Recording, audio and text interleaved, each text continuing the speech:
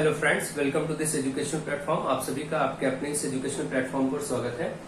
आज के इस वीडियो लेक्चर में हम लोग सीबीएसई बोर्ड के 9th क्लास में फिजिक्स के एक चैप्टर को स्टार्ट करेंगे जो कि होगा मोशन। और ये यूपी बोर्ड के इंग्लिश मीडियम स्टूडेंट्स के लिए भी उतना ही हेल्पफुल है क्योंकि सेम सिलेबस और सेम कोर्स है, तो यूपी बोर्ड के इंग्लिश मीडियम के स्टूडेंट भी इसको पढ़ सकते हैं। और यहाँ पर कोशिश किया जाएगा आपको बेसिक टू हायर लेवल चीजों को समझाने के लिए, और एक एक पॉइंट आपको डिटेल में एक्सप्लेन किया जाएगा ताकि आप इसको पढ़ करके अपने एग्जामिनेशंस में अच्छे मार्क्स गेन कर सकें और आपके कॉन्सेप्ट्स अच्छे हों। तो चलिए स्टार्ट करते हैं इस चैप्टर को, और आप लोग सभी अपने फ्रेंड्स को जोड़ते रहें, चैनल के बारे में बताते रहें और लोगों को वीडियोज को शेयर करते रहें। तो चलिए देखते हैं। जैसे कि चैप्टर का नाम है मोशन, तो मोशन चैप्टर आप देख रहे हैं, इसमें इस वर्ड का मतलब आप सभी डेली लाइफ में अक्सर देखते हैं। आप कभी रेस्ट में होते हैं, कभी मोशन में होते हैं, कभी चल रहे होते हैं, तो सब ये कंडीशंस आपकी मोशन और रेस्ट की होती हैं। जैसे कोई आप अपने घर में आप वॉच देखते हैं, घड़ी की सुइयां भी आपस एक तरह का मोशन परफॉर्म कर रही होती हैं। इसी तरीके से डेली लाइफ में आपका जो घर में फैन लगा हुआ है रूम में जहां आप स्टडी कर रहे हैं, ये भी कोई सर्कुलर मोशन परफॉर्म कर रहा है, वो सर्कल के फॉर्म में ऐसे रोटेट कर रहा है। तो इस तरीके की डिफरेंट काइंड ऑफ मोशंस आपके डेली लाइफ में देखने को मिलते हैं। तो मोशन के बारे में हम डिटेल में और आगे पढ़ेंगे। उससे पहले इनसे रिलेटेड कुछ टर्म्स को सीखेंगे जो कि बेसिक होंगे, ताकि आपकी एक समझ बन सके कि रेस्ट और मोशन को कैसे हम डिफरेंशिएट करें और कैसे समझें। उसके लिए सबसे पहले बेसिक पॉइंट हम देखेंगे। जैसे कि यहाँ पर आपके सामने दो डेफिनेशंस लिखी गई हैं। पहला, पोजीशन। पोजीशन का मतलब क्या है? इन जनरल तो आप सभी अपने डेली लाइफ में देखते हैं कि जैसे कोई चीज कहीं पर रखी हुई है वो उसकी पोजीशन है, कोई चीज कहीं पर बनी हुई है, जैसे कोई बिल्डिंग कहीं बनी है, कोई स्कूल बना हुआ है, कोई ट्री लगा हुआ है, कोई और चीज है, तो उनकी अपनी अपनी पर्टिकुलर लोकेशंस है। लेकिन उन लोकेशंस को बताने के लिए अगर आपसे पूछा जाए तो आप किसी न किसी रेफरेंस का यूज करते हैं। जैसे आप बताते हैं कि आपके कॉलेज की लोकेशन क्या है, तो आप अपने घर से उसको मेजर करते हैं, बताते हैं मेरे घर से ये इतना डिस्टेंस पर है, ईस्ट में है, वेस्ट में है।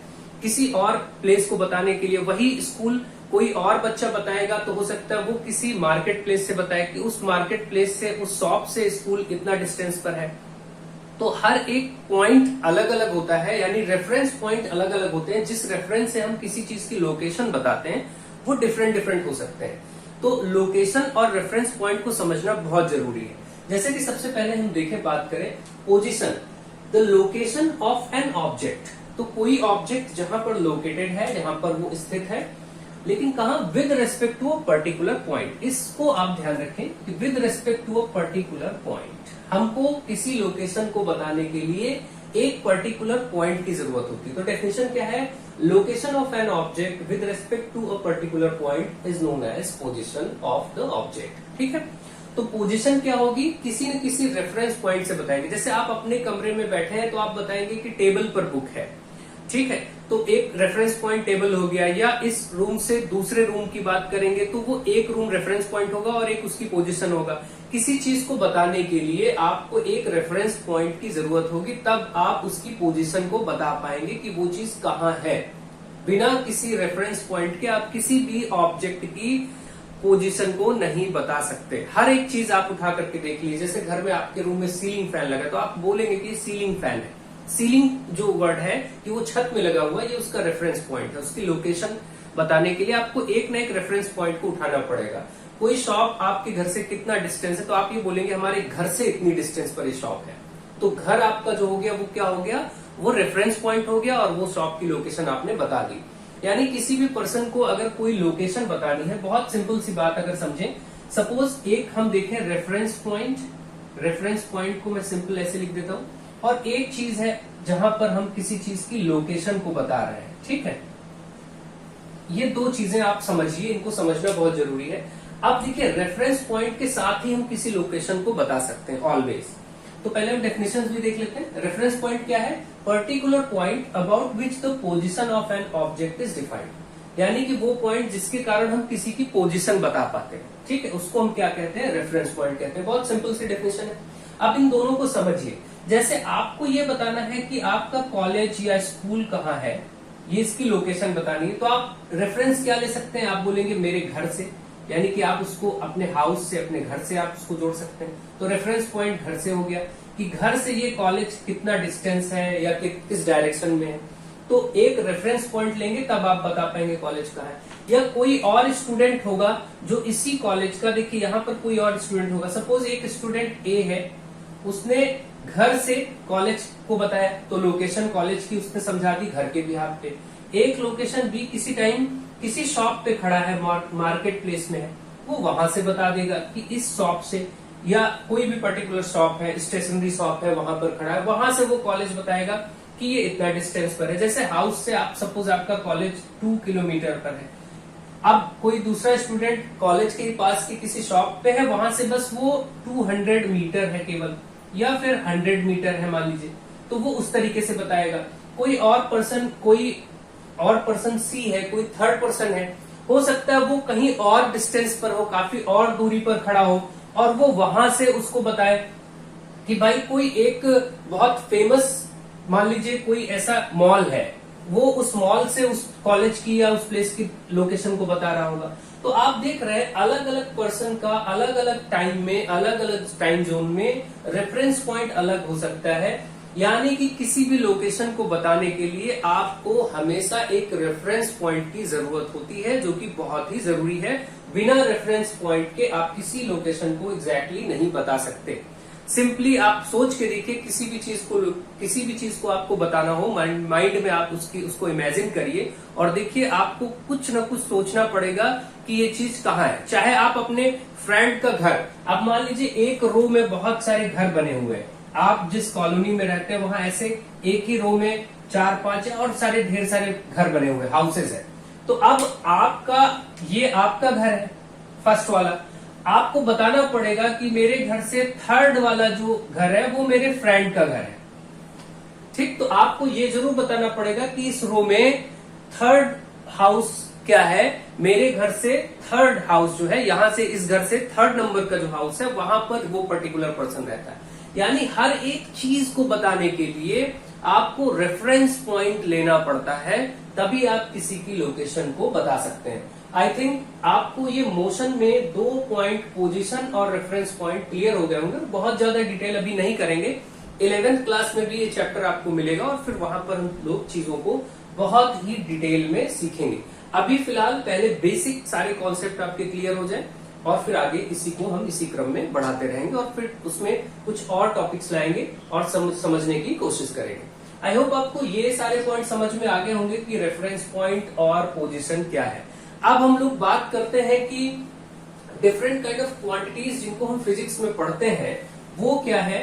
तो जैसे क्वांटिटीज डिफरेंट होती हैं, अब उसमें हम बात करेंगे कि फिजिकल क्वांटिटीज क्या है और उसके बिहाफ पर आगे बढ़ेंगे, क्योंकि बेसिक्स अगर आपके सारे क्लियर नहीं होंगे तो आप चीजों को नहीं एक्सप्लेन कर पाएंगे। देखते हैं, जैसे सबसे पहला पॉइंट हम उठाते हैं कि फिजिक्स में जो क्वांटिटीज है उनकी बात करते हैं, फिजिकल क्वांटिटीज। अब आप जानते हैं, ऐसे आप सभी पढ़ चुके हैं बेसिक चीजें, लेकिन आपको फिर भी एक अंडरस्टैंडिंग बिल्ड करने के लिए क्वांटिटीज को समझना बहुत जरूरी है। तो वहां पर देखिए, जैसे फिजिक्स में आप किसी चीज को करते हैं, आप बोलते हैं कि ये कोई चीज 3 kg है। आप किसी शॉप पे गए और आपने राइस लिया या फिर आपने शुगर लिया, सपोज शुगर ली गई 3 kg, तो ये जो शुगर 3 kg ली गई है, यहां पर आप देखिए 2 चीजें एक साथ हैं। एक तो आपने बोला 3 और 1 kg, तब आपने बोला 3 kg शुगर। अब इसका मीनिंग क्या है, इसमें आप एक पॉइंट जो आप नंबर देख रहे हैं इसको क्या कहेंगे और जो ये केजी वर्ड है इसको क्या कहेंगे, ठीक है। तो आपको पता है कि एक चीज आपको मैग्नीट्यूड लेनी पड़ेगी, ये मैग्नीट्यूड होता है कि कितना कोई चीज है, 3 kg है, 8 kg है, 5 kg है, ये क्या है मैग्नीट्यूड। और एक दूसरी चीज जो दिख रही है दैट इज यूनिट, कि वो उसकी यूनिट क्या है। जैसे यही चीज मैं 3 kg ना लिख के लिख दूं 3 मीटर, तो ये किसी और चीज को रिप्रेजेंट करने लगेगा, ठीक है। यही चीज आपका 3 मीटर न लिख करके कुछ और लिख दिया जाए, जैसे 3 न्यूटन, ठीक, ये कुछ और रिप्रेजेंट होने लगेगा। तो जैसे ही हम इसमें कुछ अलग अलग चीजें कन्वर्ट लिखते जाते हैं, वो चीजें अलग क्वांटिटीज को रिप्रेजेंट करती जाती हैं। जैसे अब यहाँ की बात करते हैं, यहाँ पर जैसे 3 kg था कोई वर्ड, तो इसमें 3 क्या था, मैग्नीट्यूड था, और kg क्या था, यूनिट था। और ये किस चीज को रिप्रेजेंट करता है, आप सभी जानते हैं कि मास को केजी में रिप्रेजेंट किया जाता है। मास को किस में रिप्रेजेंट किया जाता है, केजी में। तो कोई भी जो मास है ये क्या है, ये एक फिजिकल क्वांटिटी है, ये क्या है, एक क्वांटिटी है। और इसको रिप्रेजेंट किस में करते हैं, किस यूनिट में मेजर किया जाता है, वो केजी में मेजर किया जाता है। देखिए जो आपका मेजरमेंट है इसके कई सिस्टम है फिजिक्स में, तो बेसिकली आपको मैं अभी पढ़ाऊंगा आगे चल करके। जैसे एसआई इंटरनेशनल सिस्टम में चीजों को डील किया जाता है, एमकेएस सिस्टम में डील किया जाता है। तो ये जो सिस्टम होते हैं इनको मैं डिटेल में समझाऊंगा। जैसे मीटर में, किलोग्राम में, सेकंड में, इसका मतलब मीटर, किलोग्राम, सेकंड और एम्पियर होता है। इसको आगे हम समझेंगे। पहले बेसिक अंडरस्टैंडिंग बिल्ड करते हैं। क्वांटिटी क्या है, जैसे हमने मास को रिप्रेजेंट किया तो वो केजी में, कि कोई चीज 5 केजी है, 8 केजी है, तो ये किसको रिप्रेजेंट कर रहा है, मास को रिप्रेजेंट कर रहा है। ठीक इसी तरीके से जैसे हमने यहाँ लिखा 3 मीटर, तो इसमें 3 इसका मैग्नीट्यूड है और जो मीटर है ये क्या है, इसकी यूनिट है। अब आप देख रहे हैं कि ये 3 मीटर किसको रिप्रेजेंट करेगा, किसी न किसी डिस्टेंस को रिप्रेजेंट करेगा। कहीं पर कोई न कोई डिस्टेंस होगी जो 3 मीटर की दूरी पर होगा, तो एक डिस्टेंस या दूरी को रिप्रेजेंट करेगा 3 मीटर।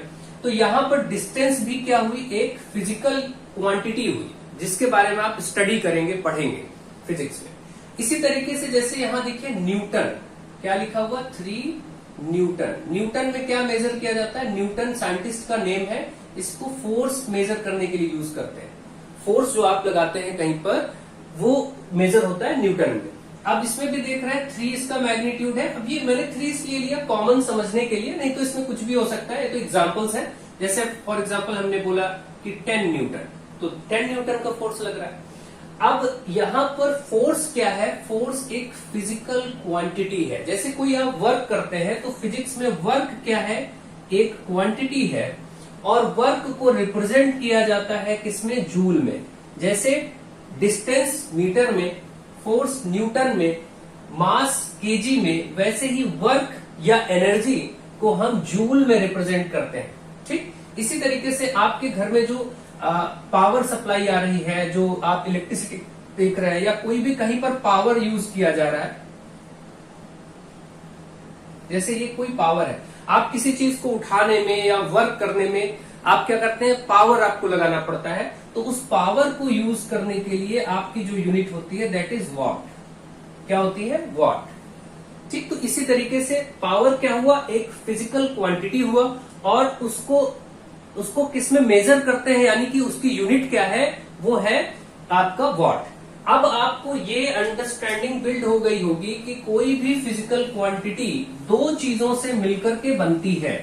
कोई भी फिजिकल क्वांटिटी 2 चीजों से मिलकर के बनती है, एक तो उसका मैग्नीट्यूड और दूसरा उसकी यूनिट। यानी आपको अगर मैं यहां पर लिखूं कि कोई भी क्वांटिटी क्या होगा, तो आप कहेंगे एक तो उसमें पार्ट होगा मैग्नीट्यूड, कि वो है कितना, और साथ ही साथ उसमें उसकी यूनिट, कि वो किस में मेजर किया जा रहा है, वो यूनिट होनी चाहिए। ये 2 चीजें बहुत जरूरी हैं, तब आप किसी क्वांटिटी को बता सकते हैं।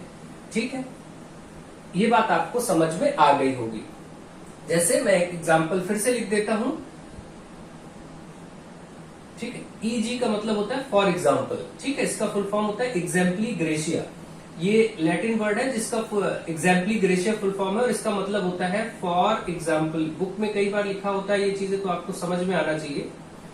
ठीक है, अब आप देखिए यहां पर, जैसे अब मैं लिख देता हूं कि सपोज यहां पर मैंने लिख दिया 4 किलोमीटर। ठीक है, तो 4 क्या हुआ, आपका मैग्नीट्यूड हुआ, और किलोमीटर क्या हुआ, ये एक उसकी यूनिट हो गई। जैसे आप किसी भी चीज की डिस्टेंस बताते हैं कि मेरे घर से एक वाटर पार्क है जो 4 किलोमीटर पर है, 2 किलोमीटर पर है, या कोई भी चीज, आप किसी भी चीज की डिस्टेंस बता रहे होते, तो इसमें देखिए 2 चीजें, एक मैग्नीट्यूड और एक उसकी यूनिट। ऐसे ही आपने लिखा कि 10 वॉट। अभी मैंने बताया था वॉट क्या है, ये पावर को रिप्रेजेंट करता है, तो 10 इसका मैग्नीट्यूड है और ये इसकी यूनिट है। तो कोई भी फिजिकल क्वांटिटी जो फिजिक्स में आप पढ़ेंगे, जो भी क्वांटिटी होगी वो 2 चीजों से मिलकर बनी होगी, एक मैग्नीट्यूड और एक उसका यूनिट। बिना इन 2 चीजों के आप किसी चीज को बता ही नहीं सकते। आप खुद सोच के देखिए, अगर मैं केवल और केवल लिख दूं 8 और बोलूं ये कौन सी क्वांटिटी, तो आप बता ही नहीं सकते क्या है। लेकिन जैसे ही मैं इसके पीछे लिख दूंगा केजी, आप बता लेंगे। अगर मैं लिखूं ऐसे 8, अभी आप कुछ नहीं कह सकते, लेकिन जैसे मैं इसके पीछे डिग्री सेल्सियस बोलूंगा, आप बोलेंगे टेम्परेचर को मेजर किया जा रहा है। ठीक है, इसी तरीके से कोई भी चीज, जैसे यहां पर लिखा जाए 12, आप इसको नहीं बता सकते क्या है, लेकिन हमने लिखा इसके पीछे मीटर स्क्वायर, तो मतलब आप बताएंगे ये कोई एरिया है, क्योंकि एरिया को मीटर स्क्वायर में मेजर किया जाता है।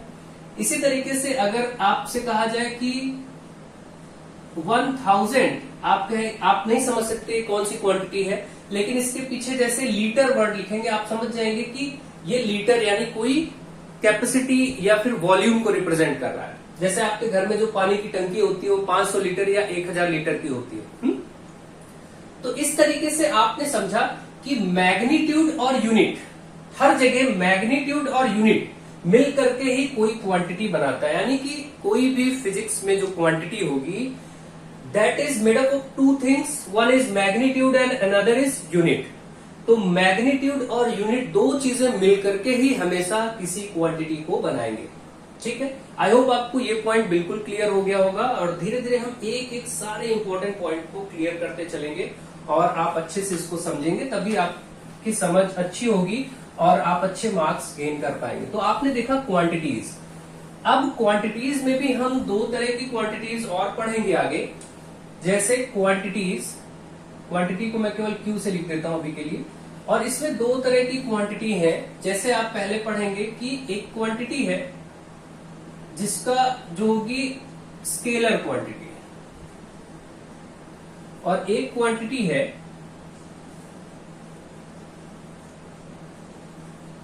एक है अनदर जो है वेक्टर क्वांटिटी। ये दो तरह की क्वांटिटीज को आपको स्टडी करना है फिजिक्स में। स्केलर क्वांटिटी क्या है? ऐसी क्वांटिटीज जिनको रिप्रेजेंट करने के लिए आपको केवल और केवल मैग्नीट्यूड चाहिए। जैसे स्केलर क्वांटिटी, आप सपोज एक आपने यहां पर लिखा 7 kg, तो 7 kg किसको रिप्रेजेंट करता है? आपने अभी पढ़ा था मास को। कोई भी मास जो होगा, मास क्या होता है?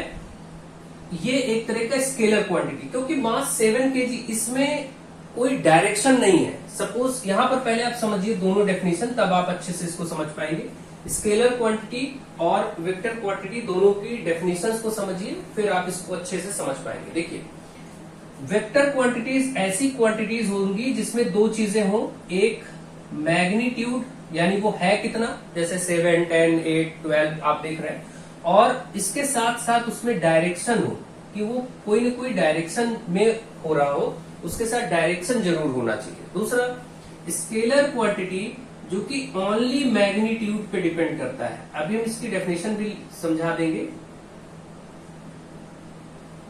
मैग्नीट्यूड, ठीक। अब देखिए, यहां पर आपको दो चीजें समझनी है।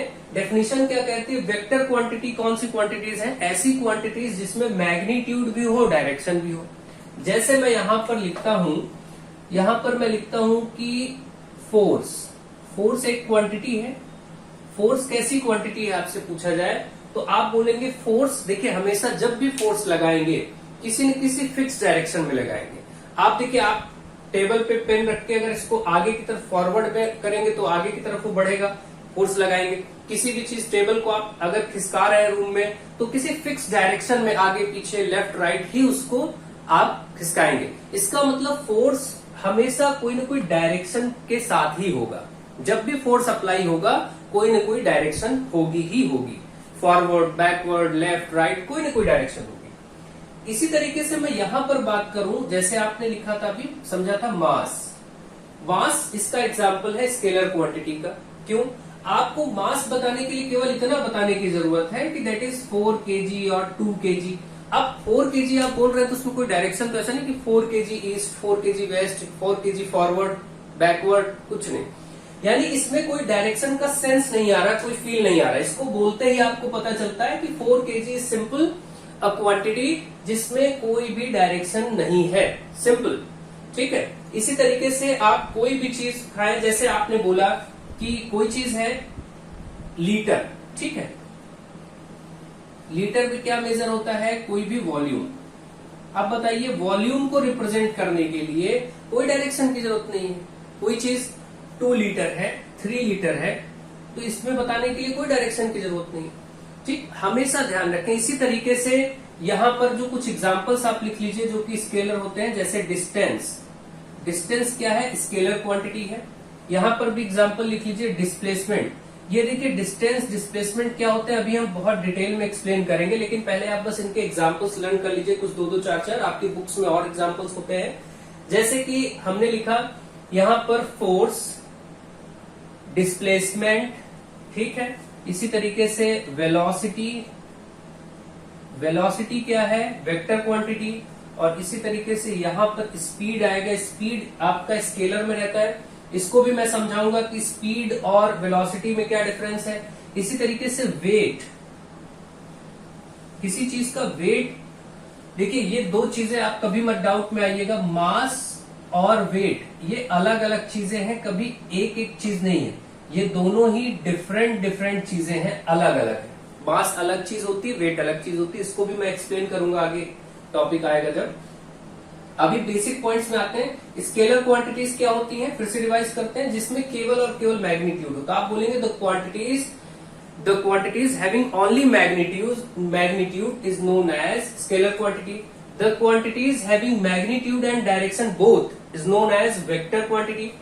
इसका एग्जाम्पल स्केलर का क्या है? Mass, volume, distance, speed.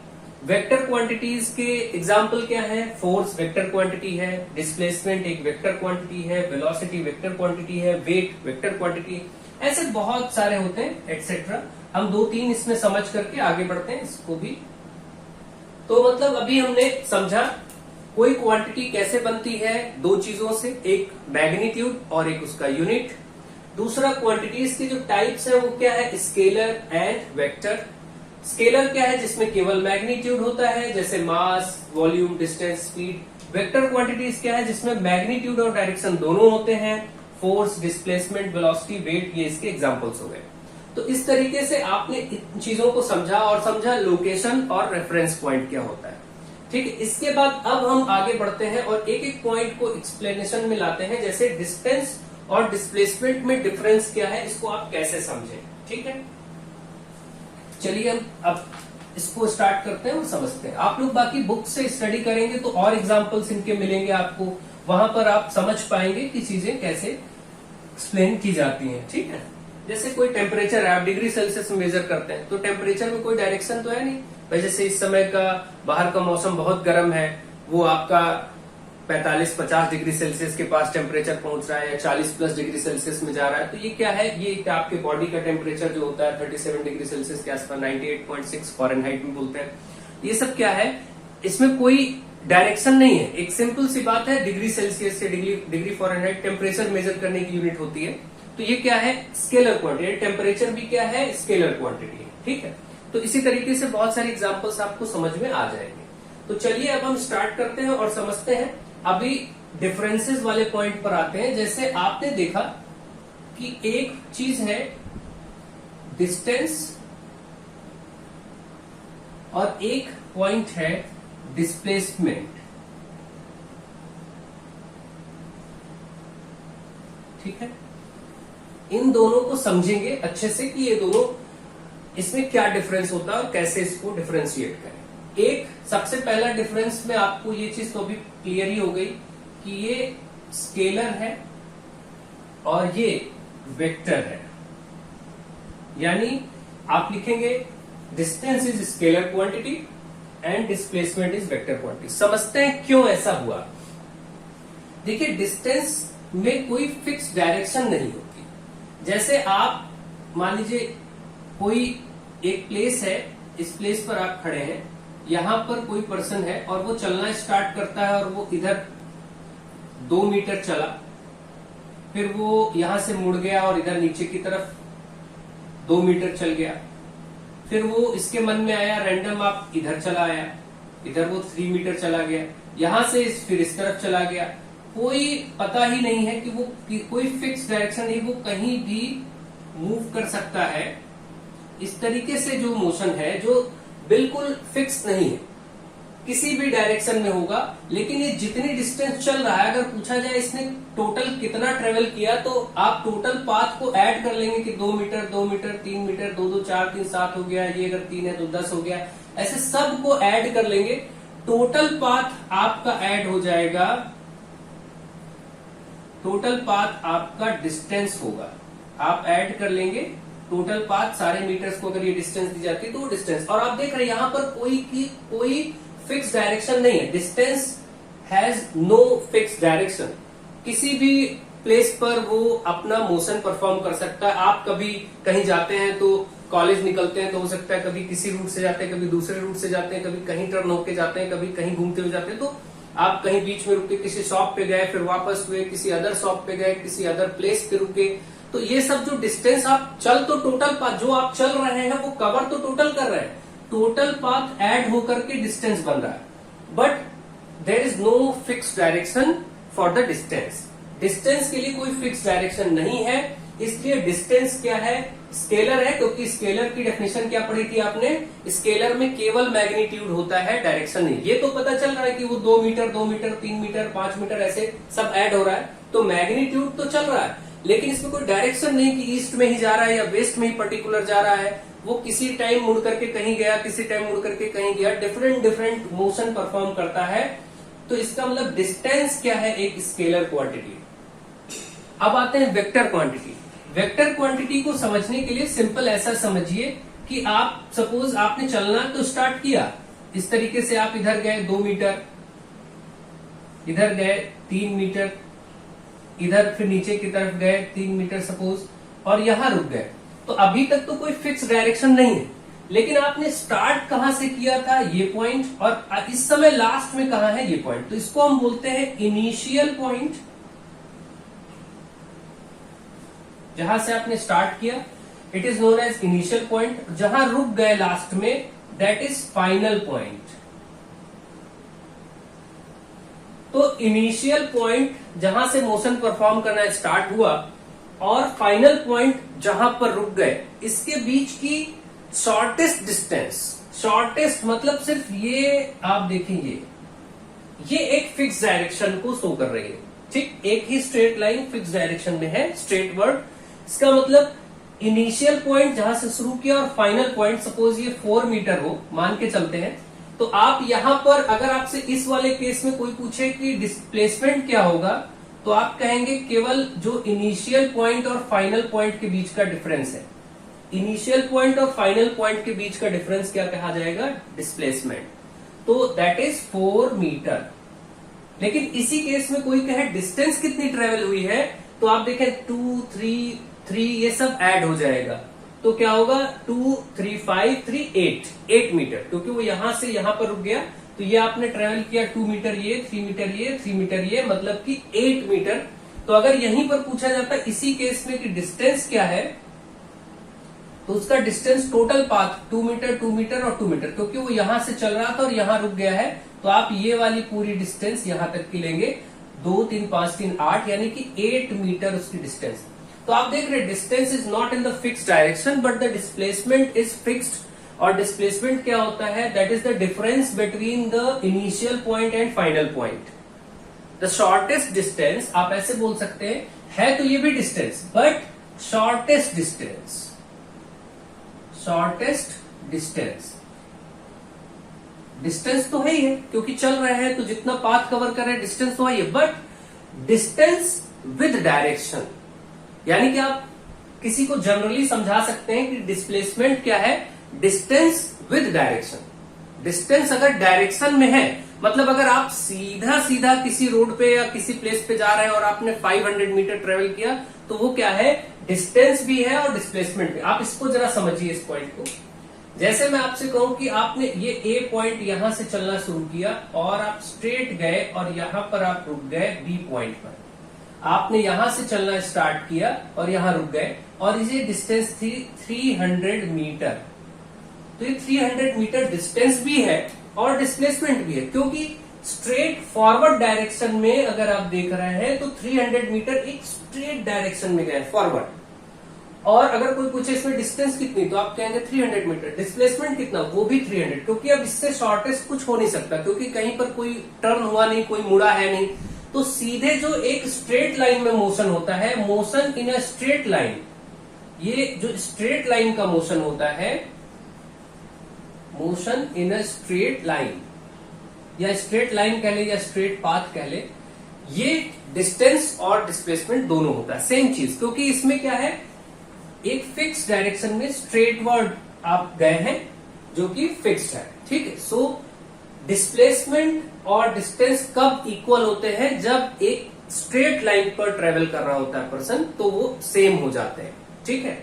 आपने देखा डिफरेंट डिफरेंट तरीके से आपने डिस्टेंस और डिस्प्लेसमेंट को समझने की कोशिश की, ठीक है। आई होप आपको ये बात समझ में आ गई होगी। अब अगर डिस्प्लेसमेंट की आपसे डेफिनेशन पूछी जाएगी तो आप बोलेंगे shortest distance between initial point and final point, या initial position and final position, ऐसे बोल सकते हैं, ठीक। यहां पर पोजीशन कर लीजिए, ज्यादा बेटर होगा, initial position and final position. यानी जो ऑब्जेक्ट ट्रेवल कर रहा था वो उसकी इनिशियल पोजीशन क्या थी और उसकी फाइनल पोजीशन क्या है, उसके बीच का जो शॉर्टेस्ट डिस्टेंस है वही डिस्प्लेसमेंट होता है, ठीक है। और दूसरे टर्म्स में मैंने आपको बोल दिया शॉर्टेस्ट डिस्टेंस विद डायरेक्शन, आप ऐसा कह सकते हैं कि शॉर्टेस्ट डायरेक्शन, शॉर्टेस्ट डिस्टेंस, लेकिन किसके साथ, डायरेक्शन के साथ होगा, तो वो डिस्प्लेसमेंट होगा, ठीक है। तो आप ये चीजें समझ गए होंगे। मुझे आशा है कि आप डिस्टेंस और डिस्प्लेसमेंट को बहुत अच्छे से डिफरेंशिएट कर लेंगे। और डिस्टेंस और डिस्प्लेसमेंट को मेजर किसमें किया जाता है, डिस्टेंस भी आपका एसआई यूनिट में, इंटरनेशनल सिस्टम में मीटर में मेजर किया जाता है। यानी कि डिस्टेंस की अगर हम यूनिट बोले, यूनिट क्या होती है, तो unit of distance is metre, unit of displacement is also metre, ठीक है।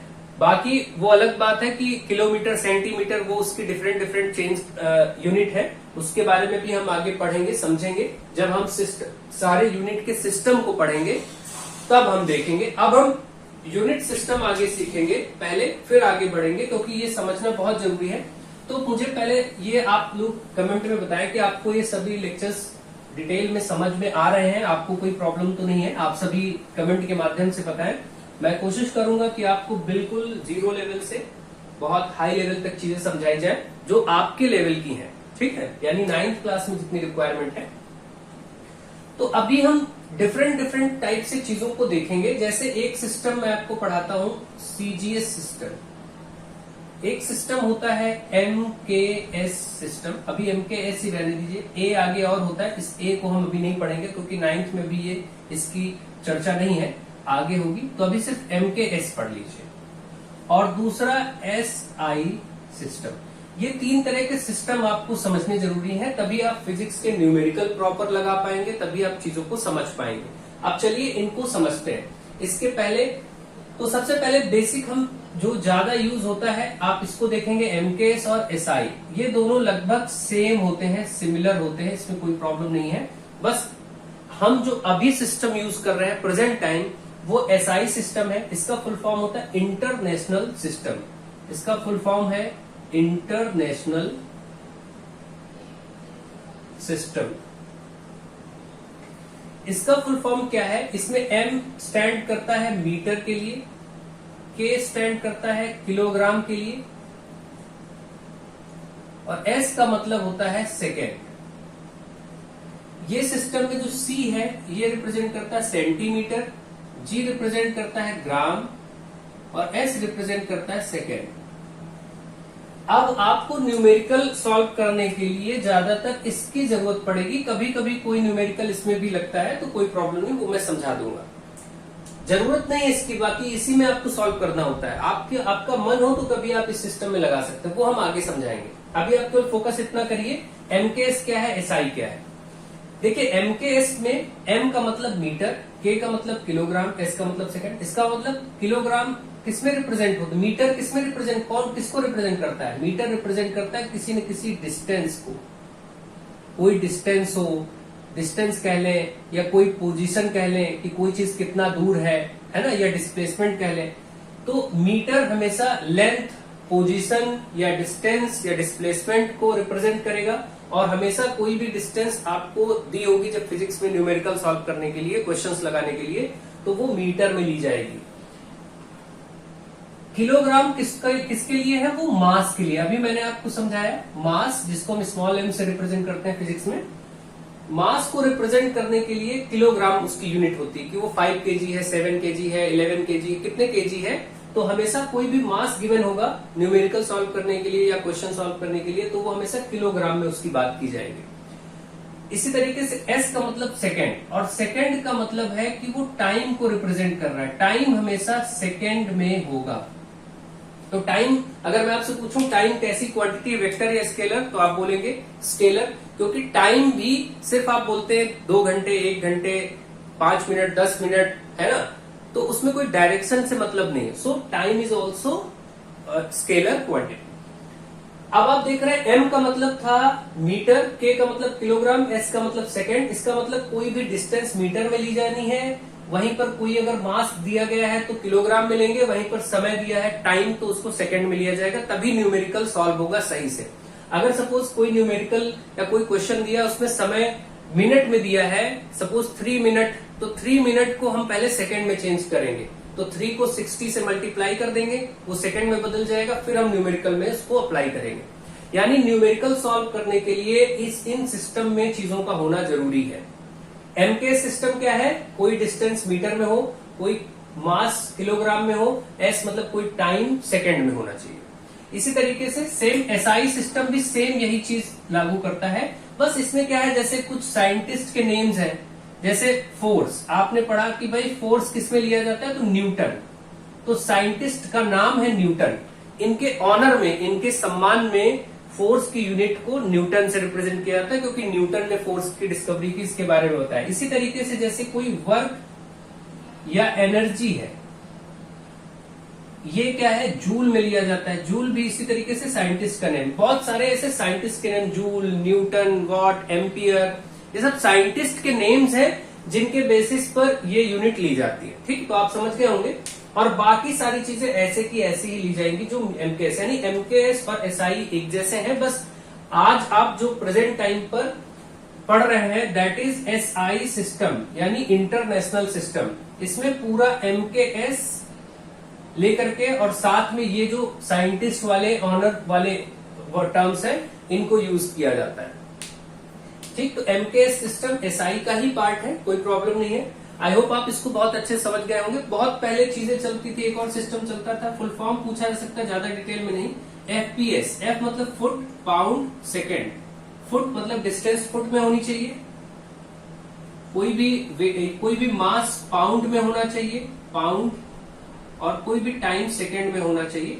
ये पहले चलता था, अब इससे कोई मतलब नहीं है।